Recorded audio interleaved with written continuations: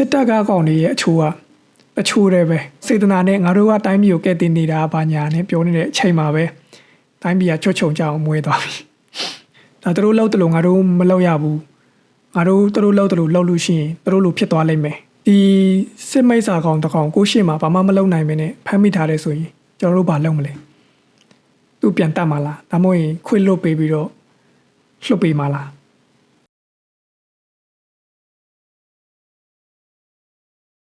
အားလုံးမင်္ဂလာပါကျွန်တော်ရာဇောပါ2025ခုနှစ်ကန်ရုပ်ရှင်ပွဲတော်မှာအမြင့်ဆုံးဆုလို့ပြောလို့ရတဲ့ဒီ Palme d'Or ရွှေအုံလက်ဆုရသွားတဲ့ Iran ရုပ်ရှင် It was just an accident ရုပ်ရှင်အကြောင်းကိုပြောသွားပါမယ်ဆိုတော့ဒီရုပ်ရှင်က Iran စကားပြော Iran ရုပ်ရှင်ပေါ့နော်ဒါရိုက်တာကလည်း Iran ဒါရိုက်တာ Jafar Panahi ကရိုက်ထားတာဖြစ်ပါတယ်သူကဒီစစ်အစိုးရမကြိုက်တဲ့ရုပ်ရှင်တွေရိုက်တဲ့ဒါရိုက်တာဖြစ်တယ်ဆိုတော့သူ့ကိုအဲ့လိုရုပ်ရှင်ရိုက်ကူခွင့်ပိတ်ထားတယ်ဒီရုပ်ရှင်နဲ့ပတ်သက်ပြီးတော့ဒီသူလောက်တဲ့အမှုပညာတွေနဲ့ပတ်သက်ပြီးတော့ထောင်ချခံမှုတယ်နေအခြေချုပ်လဲကြခံမှုတယ်လို့ပြောတယ်ဆိုတော့ဒီရုပ်ရှင်ကလည်းသူ့နိုင်ငံမှာရိုက်ထားတာဒါပေမဲ့ရိုက်ကူခွင့်မရှိဘူးသူတို့တိတ်တဆိတ်ခိုးရိုက်ထားတဲ့ရုပ်ရှင်ဖြစ်တယ်ဒါတပီပါအကူအညီနေပေါ့နော်ဒီပြင်တဲ့ရုပ်ရှင်ထုတ်လုပ်ရေးအကူအညီတွေနဲ့ရိုက်ထားတာဖြစ်တယ်ဆိုတော့ဒါကြောင့်မလို့ဒီရုပ်ရှင်ကအီရန်နိုင်ငံကိုစားပြုမဟုတ်ဘဲနဲ့ပြင်သစ်နိုင်ငံကိုစားပြုအနေနဲ့ဒီနိုင်ငံတကာမှာပြသနေတယ်ပေါ့နော်ဆိုအော်စကာမှာလည်းဒီပြင်သစ်နိုင်ငံကိုစားပြုနေတဲ့အကောင်းဆုံးနိုင်ငံခြားရုပ်ရှင်ဆုshort list ဝင်နေတယ်ဒီစကားတင်လည်းဝင်လောက်မယ်ဆုတော်ရသွားနိုင်တဲ့အခြေအနေရှိတယ်ပေါ့နော်ဒါထရစ်ကဘာလုံးမှာလည်းဒီစကားတင်ဝင်ထားတယ်ဒီရုပ်ရှင်ကကျွန်တော်တို့မြန်မာနိုင်ငံအခြေအနေဒီစစ်အာဏာရှင်ကိုတွန်းလှန်နေတဲ့ကျွန်တော်မြန်မာနိုင်ငံပြည်သူလူထုအခြေအနေနဲ့တော်တော်လေးကိုက်ညီမှုရှိတဲ့ရုပ်ရှင်ဖြစ်တယ်ဆိုတော့ကျွန်တော်တို့ဇက်လန်အကြောင်းကိုပြောကြည့်အောင်ပေါ့နော်ဇက်လန်ကအရန်ကြီးကြီးကျယ်ထူးထူးခြားခြားတော့မဟုတ်ဘူးဒါပေမဲ့စိတ်ဝင်စားဖို့ကောင်းတယ်လူလဲဆိုလို့ရှိရင်အမှမိသားစုတစုရှိတယ်ပေါ့နော်မိသားစုတစုကနေသူစတယ်သူယောက်ျားရဲ့မိန်းမရဲ့ကလေးရဲ့ပေါ့သူတို့ကားစီးလာတယ်ကားစီးလာပြီးတော့အဲ့ဒီလူရဲ့ဒီယောက်ျားရဲ့ပေါ့နော်သူရဲ့စိတ်ကိုအရင်ပြတယ်ပေါ့သူ characteristic ကိုအရင်ပြတယ်ကျွန်တော်သူ့ကိုကြည့်ကြတဲ့ကတမျိုးပဲဒီဘဲကတကယ်စစ်တပ်အချိုးရုပ်မျိုးလူတွေကိုစကားပြောလို့ရှိရင်လည်းအဲ့လိုအပေါ်စီအထက်စီကစကားမျိုးပြောတယ်ပြီးတော့သူ့သမီးသူ့သားသမီးအပေါ်သူ့သမီးပေါ့နော်သူ့သမီးအပေါ်တော်မှဒီကလေးတွေအပေါ်တော်မှလူနူးညံ့ညင်တာမှုမရှိဘူးပြီးတော့သူ့ကလေးကတချင်းနဲ့ကားတဲ့ချိန်မှာသူတို့လိုက်ကားခိုင်းတဲ့ချိန်မှာအဲ့လိုမျိုးဘလန်းမဖြစ်နေဘူးဗျာသူကိုယ်ပိုင်မိသားစုတောင်နော်ဒီတချင်းနဲ့ပတ်သက်ပြီးအမှုပညာနဲ့ပတ်သက်ပြီးအဲ့လိုခံစားမှုသိမှုပေါ့နော်ကင်းမဲ့တဲ့ပုံစံပြထားတယ်ပေါ့ဒါပေမဲ့အဲ့ဒါအပြူပဲပေါ့နော်ဒါပေမဲ့ကျွန်တော်အဲ့ကလေးကခံစားမိနေပြီအဲ့မှာသူတို့ဆက်သွားတော့ဘာဖြစ်လဲဆိုတော့ကားပြတ်သွားတယ်ကားပြတ်သွားပြီးတော့အဲ့မှာဘေးမှာရှိတဲ့အိမ်တအိမ်မှာကုညီလန်းတောင်းတယ်ပေါ့နော်ကုညီလန်းတောင်းပြီးတော့ဒီကုညီပေးလိုက်တယ်ပေါ့ကားပြင်ပေးလိုက်တယ်အဲ့မှာသူအခန်းထဲဝင်လာတယ်သူကားပြင်တဲ့အိမ်ရှင်ပေါ့နော်အိမ်ရှင်ရဲ့အကိုလာလောက်ဖို့ခိုင်မဲ့တယောက်ရှိတယ်ပေါ့သူကတော့အပေါ်မှာပေါ့အဲ့ကားပြင်တဲ့သူကသူ့ကိုဒီကွာပေါက်ပေါ့နော်ကွာပေါက်သွားယူခိုင်းနေဖြစ်နေအဲ့တော့အိမ်မှာကလေးကစကားပြောတာအပေါ်စီးရဖြစ်တယ်ပေါ့နော်သူတို့ရဲ့အချိုးကလေဒီစစ်တပ်ကကောင်တွေရဲ့အချိုးကအချိုးတယ်ပဲသူတို့ကြည့်လိုက်ရင်ဗျာလူတွေအပေါ်စီးရဆက်ဆံတယ်စကားပြောရင်တောင်းမကြိုးကိုသားသမီးရင်းချတောင်မှညင်တာမှုမရှိဘူးနူးညံ့မှုမရှိဘူးခက်ထန်တယ်ကြမ်းတမ်းတယ်ဆိုတော့အတွင်းအပြင်ရှိတယ်ပေါ့နော်ဆိုတော့သူကဘာဖြစ်လဲဆိုတော့ခြေထောက်တစ်ဖက်ပြတ်နေတယ်ခြေတူးနဲ့လမ်းလျှောက်တယ်ပေါ့နော်အဲ့မှာသူကွာပေါက်ယူဖို့ထဲဝင်လာတော့ခြေတူးတန်ထွက်တယ်ပေါ့နော်လမ်းလျှောက်တော့လမ်းလျှောက်ခြေတူးတန်ထွက်တော့အဲ့ဒီအပေါ်မှာရှိနေတဲ့ကောင်ကကြားသွားတယ်ကြားသွားပြီးတော့လုံးဝထိတ်လန့်ပြသွားတယ်ပေါ့နော်ဒီခြေတူးကသူရင်းနှီးနေတယ်ရင်းနှီးနေတဲ့အတန်ဆိုဘာကြောင့်သူရင်းနှီးတာလဲဆိုလို့ရှိရင်နှစ်ပေါင်းများစွာ9နှစ်လောက်သူတို့ကိုဒီအချင်းစခန်းပေါ့ကျွန်တော်တို့မြန်မာဆိုလို့ရှိရင်စစ်ကြောရေးစခန်းလို့ခေါ်မလားအဲ့ဒီစစ်ကြောရေးစခန်းမှာနှိပ်စက်ထားတဲ့သူရဲ့ခြေတူးတန်နဲ့လုံးဝတူနေတယ်ဒါပေမဲ့လူတော့သူမမြင်ဘူးဟိုအတန်ပဲသူ အတန်မဲသူရင်းနှီးနေတယ်အကြာကြီးသူတို့နှိပ်စက်ထားတယ်ဒီအတန်လာလို့ရှိရင်ကြောက်စိတ်ဝင်လာတယ်နာကြီးစိတ်ယွန်စိတ်မုန်းစိတ်ဝင်လာတယ်ဝင်လာတော့သူလှမ်းကြည့်တယ်ဒီသူကဘာတူလဲသူတို့နှိပ်စက်ထားတယ်သူလားသူတန်တရားရှိတယ်တန်တရားရှိတော့ကားပြင်လိုက်တော့ကောင်းတော့သူအဲ့ဒီကောင်ကသူ့အိမ်သူပြန်တယ်ပေါ့နော်အဲ့မှာဒီကောင်ကဒီသူတို့ထင်သူ့အဲ့လိုထင်တဲ့ကောင်ကပေါ့နော်လိုက်သွားတယ်လိုက်သွားပြီးတော့ stock လိုက်တယ်ပေါ့နော်သူစိတ်ထင်နေတယ်ပေါ့ဒီလူကတကယ်ပဲသူတို့ကိုညင်ပတ်နှိပ်စက်ခဲ့တဲ့စစ်မိတ်စာကောင်လားဒါမှမဟုတ်လူမှားတာလား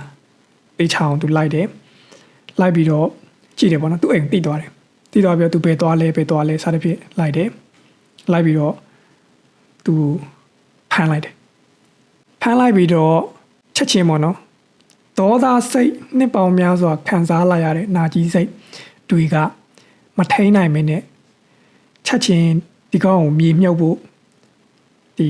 ကွင်းမြင့်တစ်ခုခေါ်သွားပြီးတော့ကျွေးနေပါတူးပြီးတော့ကျိုးလေးပါချီတခါလေးမြေမြုပ်ဖို့လုံနေတဲ့အချိန်မှာဟိုကောင်ကပြောတယ်ပေါ့နော်ငါကအဲ့ဒီလူမဟုတ်ဘူးမင်းတို့လူမာတာငါရဲ့တန်ရာကိုကြည်လိုက်လွန်ခဲ့တဲ့တစ်နှစ်ကမှဒီ accident ဖြစ်ပြီးတော့ရထားတဲ့တန်ရာ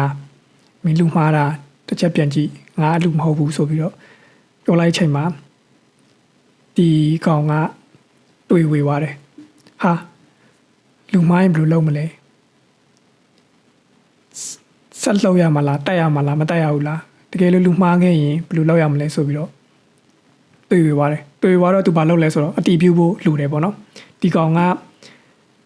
တကယ်သူတို့ကိုနှိပ်စက်ထားတဲ့သူလားဒါမှမဟုတ်ရင်သူလူမှားတာလားအတီးပြူဖို့လူတယ်လူတော့အတီးပြူနိုင်မဲ့သူလိုက်ဆက်တွေ့တယ်ပေါ့နော်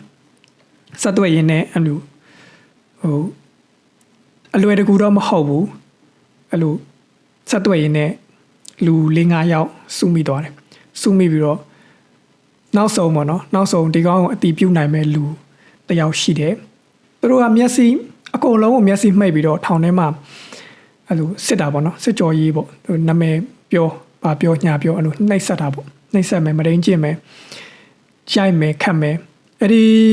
ပထမစတွေ့တဲ့ဒီလူကိုဖမ်းတဲ့ဒီကောင်ဖမ်းတဲ့သူဆိုလို့ရှိရင်သူဆိုရင်ခါလည်းမကောင်းဘူးကြောက်ကက်လည်းပျက်စီးတယ်အသေးတွေလည်းမကောင်းဘူးသူထောင်ထဲမှာနှိပ်စက်ခံထားရတဲ့သူပေါ့နော်ဆိုကျွန်တော်တို့မြန်မာပြည်မှာလည်းမြန်မာနိုင်ငံမှာလည်းတကယ်ရှိတယ်ဒီနိုင်ငံရေးအကျဉ်းသားပေါ့နော်သူတို့ဆိုလို့ရှိရင်နှိပ်စက်တယ်ခါးတွေမှာဆိုလို့ရှိရင်လည်းတန်ကွင်းနေစို့ခြေထောက်မှာဆိုလည်းအဲ့လိုစို့အဲ့လိုဟိုနှိပ်စက်ခံထားရတဲ့သူတွေပေါ့နော်နာကြီးစိတ်ရှိတယ်အဲ့လိုစိတ်တန်ရာတွေရှိတယ်ပြီးတော့သူတို့ကဒီလူဆိုလို့ရှိရင်ဒီလူတယောက်တည်းကိုဟိုနှိပ်စက်တာမဟုတ်သူတို့ ਨੇ ပတ်သက်ဆက်နွယ်တဲ့သူမိသားစုဆိုလည်းမိသားစုဒီမိသားစုစီးပွားရေးလုံးမရတဲ့အထိလုံးဝဘဝပြတ်တဲ့အထိကိုလိုက်ပြီးတော့နှိပ်စက်တဲ့ခေါင်းတွေပေါ့သူ့ကိုမရလို့ရှိရင်သူ့ရဲ့ရီးစားသူ့ရဲ့ဆွေမျိုးပတ်သက်ရာအကုန်လိုက်ဖန်အကုန်လုံးချင်းချောက်အဲ့လိုမျိုးအနိုင်ကျင့်ခဲ့တဲ့သူတွေဆိုတော့နာကြီးစိတ်ရှိတယ်ရှိတော့တခြားသူတွေကိုသူမေးတယ်ပေါ့နော်မေးပြီးတော့အဲ့မှာတယောက်သူတွေ့သွားတယ်တွေ့သွားပြီးတော့အဲ့ဖိုးကြီးကပြောတယ်သူဆိုလို့ရှိရင်တကယ်တတ်မှာလားငါတို့ကအကြမ်းမဖတ်ဘူးဟိုသူတို့လောက်တယ်လို့မျိုးငါတို့ပြန်မလောက်ဘူးဆိုပြီးတော့ပြောတယ်ပေါ့ပြောတော့ဒါမဲ့သူအဲ့ဒီမှာတစ်ချက်တွေးဝေသွားတယ်မဟုတ်ဘူးသူငါဘဝကိုဖျက်ဆီးခဲ့တာမရဘူးငါပြန်တတ်မှရမယ်ကလေးစားချီမှရမယ်ဆိုပြီးတော့ဖြစ်တယ်ပေါ့ဖြစ်တော့အဲ့ဒီဖိုးကြီးကနေတစ်ဆင့်တခြားသူတွေကိုလိုက်ဆက်မိသွားတယ်ပေါ့နော်ထိတ်ဆောက်မိသွားပြီးတော့ဒီလူကိုနာကြီးပြီးတော့ကလေးစားချီလူစိတ်ရှိတဲ့လူတွေကြီးပဲစုမိသွားတယ်စုမိပြီးတော့သူတို့ဆက်လုံးမယ်ပေါ့နော်ဆက်သွားမယ်ပေါ့အဲ့မှာဒါပေမဲ့မတေချာသေးဘူးဘယ်သူမှရုပ်လည်းမမြင်ဘူးတဲ့သူတွေဖြစ်နေတယ်ဒီကောင်ဟုတ်လားမဟုတ်လားတေချာဖို့လိုတယ်အရင်ဦးဆုံးပေါ့နော်တေချာဖို့လိုတယ်တကယ်ပဲဒီကောင်လားမဟုတ်ဘူးလားအဲ့မှာနောက်ဆုံးအတီးပြုတ်ပေးမယ်တကောင်သူတို့တွေ့တော့တယ်သူကဒီကောင်ရဲ့ခြေထောက်ကိုအမြဲတမ်းစမ်းပေးရတဲ့သူဖြစ်တယ်သူမျက်စိတော့မှိတ်ထားတယ်ဒါပေမဲ့ခြေထောက်စမ်းတော့အမာရွတ်တွေတိုင်းရာတွေသူကမှတ်မိနေတယ်မှတ်မိနေတော့ဟိုသူ့ကိုတွေ့တော့တယ်ပေါ့နော်သူနဲ့ပေါင်းမိသွားတယ်ပေါ့ပေါင်းမိပြီးတော့ဒီသူကတကယ်စစ်မိတ်စာကောင်လားမ ဟုတ်ဘူးလားဆိုတော့ तू ကအဆုံးဖြတ်ပေးနိုင်တယ် तू ဖြစ်သွားတယ်ဆိုတော့ကျွန်တော်ဒီလောက်ပဲပြောတော့မှာပေါ့နော်အဲ့မှာဘာဆက်ဖြစ်မလဲပေါ့ဒီလူကတကယ်စစ်မိတ်စာကောင်းလားဒါမှမဟုတ်ရင်တို့လူအမှားဖမ်းတာလားဘလို့ဖြစ်မလဲပေါ့အဲ့တော့ဒီရုပ်ရှင်မှာဒါကိုမေးခွန်းထုတ်သွားပါပေါ့နော်ကျွန်တော်တို့ဒီစစ်မိတ်စာကောင်တကောင်ကိုရှေ့မှာဘာမှမလုပ်နိုင်မင်းနဲ့ဖမ်းမိထားတယ်ဆိုရင်ကျွန်တော်တို့ဘာလုပ်မလဲသူပြန်တတ်မှာလားဒါမှမဟုတ်ရင်ခွေလွတ်ပေးပြီးတော့လှုပ်ပေးမှာလားအဲ့လိုလှုပ်ပေးရင်ရောဒီဖမ်းထားတဲ့ကောင်ကကျွန်တော်တို့ကိုလှုပ်ပေးလိုက်လို့ရှိရင်ကျွန်တော်တို့ကိုပြဿနာပြန်လာရှာမယ်လာပြန်ဖမ်းမယ်ရောမဖြစ်နိုင်ဘူးလားကိုကတော့စေတနာကောင်းပြီးတော့အေးငါတို့ကမင်းတို့လိုမဟုတ်ပါဘူးကွာငါတို့ကအကြမ်းမဖက်ဘူးလူမတက်ဘူးဖမ်းမိရင်တော့ငါတို့မတက်ဘူးဆိုပြီးတော့ပြန်လှုပ်ပေးရင်ရောသူတို့ကဒီတိုင်းပြန်နေမှာလားကိုတွေကိုလာပြန်မတက်ဘူးလို့ပြောနိုင်လားအဲ့တစ်ချက်ပေါ့နော်နောက်တစ်ခုကကျွန်တော်တို့ဒီ social media မှာပေါ့စစ်တပ်ကစစ်တောက်ပန်းတွေဖမ်းမိတာတို့စသဖြင့်ပေါ့အဲ့လိုဖြစ်ရဆိုရင်ကွန်မန့်မှာကျွန်တော်တွေးလိုက်မယ်သူတို့တော့ကတော့ငါတို့ကိုဟိုလူလိုသဘောမထားဘူးတက်ပစ်တယ်ဘာဖြစ်တယ်ညာဖြစ်တယ်ဆိုတော့တို့ကိုလည်းရှင်မထားနဲ့စသဖြင့်ပေါ့နော်အဲ့လိုကွန်မန့်တွေလည်းအများကြီးရှိတယ်တစ်ဖက်မှာလည်းဒါတို့လောက်တလို့ငါတို့မလောက်ရဘူးငါတို့လောက်တလို့လောက်လို့ရှိရင်တို့လိုဖြစ်သွားလိမ့်မယ်တို့လိုဟိုအကြမ်းဖက်သမားတွေဖြစ်ကုန်မယ်အဲ့လိုမလောက်ရဘူးဆိုတော့အလူလည်းရှိတယ်ပေါ့နော်ဆိုကျွန်တော်မှစဉ်းစားမိတာပေါ့နော်ကိုတိုင်းဘာဖြစ်လဲဆိုတော့ဘေးလူကကျွန်တော်တို့ပြောရင်ဒါမလောက်ရဘူးဒါဘာဖြစ်တယ်ငါတို့ကယဉ်ကျေးတော့လူဖွဲ့စီငါတို့ကယဉ်ကျေးတယ်တို့လိုမဟုတ်ဘူးပြောပြမယ်ကိုတိုင်းရောကိုမိသားစုဝင်တို့မဟုတ်ကိုတိုင်းအဲ့လိုညှဉ်းပန်းနှိပ်စက်ခံရတယ်ကိုရှေ့မှာကလေးတွေရွာတွေအိမ်တွေမိရှို့ဖျက်ဆီးခံရတယ်မဒိန်ကျေတပ်ဖြတ်ခံရတယ်အဲ့လိုလက်တွေ့ခံစားနေတဲ့သူတယောက်အနေနဲ့ဆိုရင်ဘာလုပ်မိမလဲမပြောတတ်ဘူးဒီဇက်ရုပ်ရှင်တွေကလူတွေလိုလိုက်လုံးမိမှာလားဒါလည်းမပြောတတ်ဘူးမပြောနိုင်ဘူးကျွန်တော်မှအဖြေထောက်ရခတ်တယ်ဘာလို့ဆိုဘေးလူတယောက်နဲ့ကြည့်နေတော့အေးဟုတ်တာပေါ့ကွာခွင့်လွတ်ပေးတင်တာပေါ့ဒါငါတို့ကသူတို့လိုမဟုတ်ဘူးငါတို့ကသူတို့လိုလူမတတ်ဘူးစသဖြင့်ပေါ့နော်ဒါပေမဲ့ကိုတိုင်းအဲ့လိုမျိုးတကယ်လက်တွေ့ခံစားနေရတဲ့သူနေ့စဉ်ရက်ဆက်လေရင်တန်တွေအောက်မှာပုံသဏ္ဍာန်တွေအောက်မှာဖိနှိပ်ခံနေရတဲ့သူကိုတိုင်းအဲ့လိုကြုံခဲ့ရင်တကယ်လို့ဒါကိုတိုင်းအဲ့ဒီကိုနာကြီးမုန်းတည်တဲ့သူကိုဖမ်းမိရင်ကိုဘာလုပ်မလဲဘာလုပ်မိမလဲကျွန်တော်လည်းမသိဘူးဆိုတော့အဲ့လိုမေးခွန်းထောက်တာပါနော်ပြီးတော့အီရန်ရဲ့ဒီလူအဖွဲ့အစည်းပေါ့မြန်မာနဲ့တော်တော်ဆင်တူတယ်အဲ့လိုဗျာတခုခုဆိုရင်လူတိုင်းကိုကြောက်နေရတယ်လုံခြုံရေးအဆင့်ရှိတဲ့ကောင်ကလည်းကိုဟိတ်လာဟန်လာနဲ့ငွေညှစ်သွားနေတယ်ပြီးရင်စီထဲရင်အောင်မှဟိုပတ်စံပေးရသေးတယ် tips တွေပေးရသေးတယ်စေရုံမှာကလေးမွေးရင်လည်းပတ်စံလိုသေးတယ်ဟိုလူဖွဲ့စည်းတစ်ခုလုံးကြီးက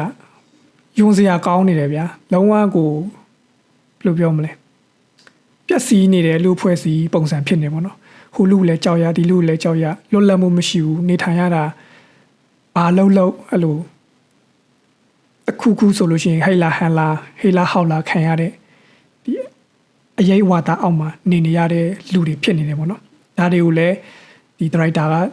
ဒီဇက်လန်ထဲမှာတိကျပုံဖော်ပြသွားနိုင်တယ်ပြီးတော့ကျွန်တော်သဘောကျတဲ့ dialogue တစ်ခုရှိတယ်ပေါ့နော်တိုင်းမီဘန်နာကနင်တို့ကဲတင်နေတယ်လို့ပြောနေတဲ့အချိန်မှာပဲပြုတ်ကနေဖြစ်သွားတယ်ဆိုတော့စကားပေါ့တကယ်လည်းဟုတ်တယ်သူတို့ကတော့စေတနာနဲ့ငါတို့ကတိုင်းပြည်ကိုကဲတင်နေတာဘာညာနဲ့ပြောနေတဲ့အချိန်မှာပဲတိုင်းပြည်ကချွတ်ချုံကြအောင်မွေးသွားပြီတော်တော်လေးရင်နာဖို့ကောင်းတဲ့ဖြစ်ပြပေါ့နော်ဒီရုပ်ရှင်ကတကယ်ကိုလေးစားအတူယူဖို့ကောင်းတဲ့ရုပ်ရှင်ဖန်တီးသူအနေနဲ့ပေါ့နော်ဘာမှစက်တင်ကြီးကျယ်တွေလုံးမနေဘူးlocation 3-5ခုပဲရက်ကွက်လမ်းကြားတွေအိမ်တွေကွင်းပြင်တွေဒီပေါ့ပပနဲ့ location ကိုပြောတာပေါ့နော်အရင်ကြီး budget ကြီးစက်တင်ကြီးတွေလောက်ဆရာမလိုဘူးပေါ့ပနဲ့ဒီလူတွေရဲ့စိတ်အတွင်းစိတ်တွေကိုလှစ်ဟာပြပြီးတော့ရိုက်ပြသွားတဲ့ရုပ်ရှင်ဖြစ်တယ်ပြောချင်တာကတကယ်အမှုပညာအားကောင်းရင်တကယ်အရေးသွေးရှိရင် budget တွေပါလေဆိုတာဘာမှမလို့ location 4-5ခုလောက်နဲ့လဲ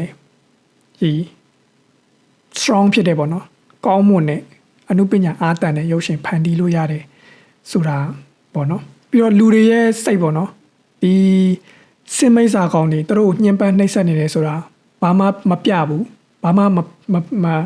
လိုပြောမလဲဘာမှရုပ်တွေပါတွေနဲ့မပြသွားဘူးပြီးတော့စကက်ကြီးစကက်ကျဲနေနဲ့လည်းအရန်ကြီးဟိတ်ကြီးဟန်ကြီးမပြောသွားဘူးလူတယောက်ချင်းစီရဲ့စိတ်ခံစားချက်သူတို့ရဲ့ဖြစ်နေတဲ့အမူအရာသူတို့ရဲ့ဒေါသစိတ်အဲ့လိုစိတ်အရင်ကိုကနေပဲကျွန်တော်တို့ခံစားမိတယ်သူတို့ရဲ့စစ်တပ်စစ်ဒီမိစ္ဆာကောင်တွေဘယ်လောက်ထိစိုးလဲလူတွေကိုဘဝပြတ်တဲ့အထိဘလို့နှိပ်စက်လဲဘယ်လောက်ထိဒုက္ခပေးကြလဲသူတယောက်တည်းတင်မဟုတ်ဘူးဘေးနားမှာရှိတဲ့မိသားစုတငယ်ချင်းရီးစားစသဖြင့်ဒီလူတွေကိုဘယ်လောက်ထိဒုက္ခပေးနိုင်လဲဘဝပြတ်တဲ့အထိတစ်သက်လုံးစိတ်တန်ရာရတဲ့အထိဘယ်လောက်ထိဒုက္ခပေးနိုင်လဲဆိုတာကိုသူတို့အမူအရာတွေပြောစကားတွေကနေပဲပေါ်လွင်ပြီးတော့ကိုယ်ပါကြောစိတ်နေအောင်ခံစားရတယ်ပေါ့နော်ပြီးတော့ဘာမှမပြရင်တော့မှအတန်လေးကြားရင်တော့မှကိုယ်ပါကြောက်ရွံ့ထိတ်လန့်ပြီးတော့ခံစားရတဲ့ဒီဖြစ်တယ်ပေါ့နော်ဆိုတော့အဆုံးသက်ပြောလို့ရှိရင်ဒီရုပ်ရှင်ကခုနကျွန်တော်ရှေ့မှာပြောတဲ့ဟာပေါ့နော်အဲ့ဒါကိုမေးခွန်းထုတ်သွားတယ်ဒီရုပ်ရှင်မှာပါတဲ့သူတွေပါတဲ့ဇာတ်ကောင်တွေကရဲ့လောက်ရက်တွေကိုကျွန်တော်တို့လက်ခံနိုင်လားသူတို့လောက်ရက်ကအမှန်လားဒါမှမဟုတ်လို့ရှိရင်ကိုသားဆိုရင်ဘာလောက်ဖြစ်မလဲဆိုအဲ့လိုမျိုးအတွေ့အတွေအများကြီးနဲ့ခြံပေးခဲ့တယ်နောက်တစ်ချက်ကတော့အခုကျွန်တော်တို့လူအဖွဲ့အစည်းမှာဖြစ်နေတဲ့အရာပေါ့ရန်ငါပြတ်တာလို့ပြောရမလားအဲ့လိုပေါ့သူတို့တုန်းကဒီလိုလောက်ခဲ့တာငါကဘာလို့သူတို့နဲ့ပတ်သက်ဆက်ဆက်တဲ့ဟာကိုအဲ့လိုစာနာစိတ်ထားနိုင်ရမှာလဲကိုချင်းစာစိတ်ရှိရမှာလဲသူတို့နဲ့ပတ်သက်တဲ့အရာတွေအကုန်လုံးဘာလို့လိုက်ပြီးတော့ခံစားနေမှာလဲဆိုတဲ့ဟာလည်းဖြစ်တယ်ပေါ့နော်အကယ်၍ဒီအခြေအနေဒီရုပ်ရှင်တွေကအခြေအနေလိုမျိုးကိုသားလိုမျိုးဖြစ်ခဲ့ရင်သူတို့လိုမျိုးလိုက်လုံးမှာလားဒါမှမဟုတ်ကိုယ့်ဘက်ကိုတခြားနည်းနဲ့ဖြည့်ရှင်းမိမှာလားအဲ့ဒါလည်းစဉ်းစားစရာဖြစ်တယ်ဆိုတော့အဲ့ဒီအချက်ကိုလည်းကောင်းကောင်းလေးအလှော်ကြားကပေါ့နော်စိတ်ရိုင်းနဲ့စိတ်ရင်နဲ့အလှော်ကြားကပလှော်တယ်မေကုံလို့ပြောမလားအဲ့မျိုးမေကုံထုတ်သွားတယ်ကျွန်တော်တို့လည်းစဉ်းစားတွေ့ပြီးမိတဲ့အခြေအနေဖြစ်တယ်ပေါ့နော်အမှန်တမ်းပြောရင်ဒီဒရိုက်တာကကျွန်တော်ဒီရုပ်ရှင်မှာစသိတာဖြစ်ပါတယ်သူရဲ့ဒီ2025ပါပေါ့နော်ကန်ရုပ်ရှင်စုရတုန်းကအတင်းနေတော့တွေ့လိုက်ရတယ်အဲ့ကလေးကဒီဒရိုက်တာကိုကျွန်တော် live ဖတ်ကြည့်တယ်ပေါ့နော်သူရဲ့အကြောင်းလေး live ဖတ် live လေ့လာထားတယ်ပေါ့ဒါပေမဲ့သူရဲ့တခြားရုပ်ရှင်တော့ကျွန်တော်မကြည့်ရသေးဘူးမကြည့်ဘူးတည်းဘူးအကုန်လုံးနိုင်ငံတကာမှာစုရတဲ့အမြင့်ဆုံးစုတွေရထားတဲ့ရုပ်ရှင်တွေဖြစ်တယ်လို့သိရတယ်ဆိုတော့သူရုပ်ရှင်တွေလည်းတခြားရုပ်ရှင်တွေလည်းကျွန်တော်မြည်ကြည့်အောင်မယ်ပေါ့နော်ဆိုတော့အတက်နိုင်ဆုံးကျွန်တော် spoil မဖြစ်အောင်တော့ပြောထားတယ်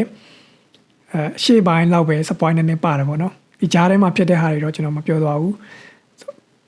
ဘာဆက်ဖြစ်မလဲဘယ်လိုတွေဆက်ဖြစ်မလဲဆိုတော့ကိုယ့်ဘက်ကိုကြည့်ကြည့်ပေါ့နော်ပြီးတော့ကြည့်ပြီးလို့ရှိရင်လည်းကိုယ်တိုင်ရောဘယ်လိုခံစားမိလဲအကယ်၍ကိုသားဆိုရင်ရောဘာလုပ်မလဲဖြည့်ကြည့်ပေါ့နော်နောက်ဗီဒီယိုမှာပြန်ဆုံပါမယ်ဗီဒီယိုဆုံးနေကြည့်ပြီလို့ကျေးဇူးတင်ပါတယ်